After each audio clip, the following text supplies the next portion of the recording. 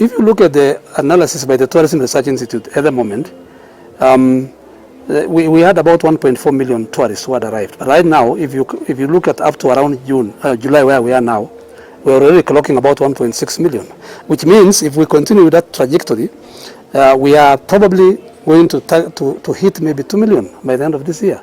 But we can get even more if we really have concerted efforts on promoting tourism. And when these investors come, they are able to invest in our country, and as they invest in our country, the investments also attract more tourists. You know, we have tourism really, it's not just people who are coming to see the tourist attractions. We have medical tourism, people who come for treatment in a hospital. So if we build a hospital, the health sector properly, we'll have so many people coming, even for treatment. Those are also tourists, medical tourism. We are a well-known country in agriculture. Our coffee and tea is a leading. And we can be able to have agro-tourism in our country. I and my cabinet secretary, together with my PS colleagues, of course with the guidance of the government, we are already doing mapping in liaison with the county governments, and we have already done mapping of all the attractions.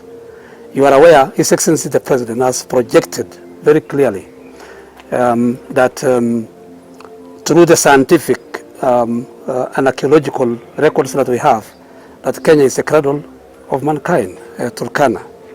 Right? The Turkana, but you all know. I would like to call upon all Kenyans listening to me now that let us be proud of our country, let us be proud of our heritage, so that all that God has given us, be it wildlife, be it our natural forests, our natural sceneries, mountains, lakes, our historical sites, our heroes, our culture, and our sports, and everything else that we have that is very, very important.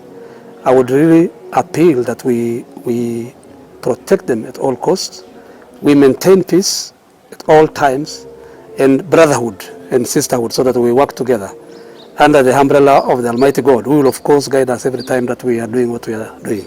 I'm happy with the Kenya Tourism Board. They need to continue doing what they are doing, together with all the other agencies like Brand Kenya, which we are obviously going to work together to see how we can continue projecting the positive image of our country, which is really, and of course working with the international community.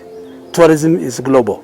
We do normally go to international conferences, international exhibitions, and we have a lot of MOUs with different countries, of course, through the required legislations and laws, and all these are contributing greatly to the growth of the tourism sector in the country.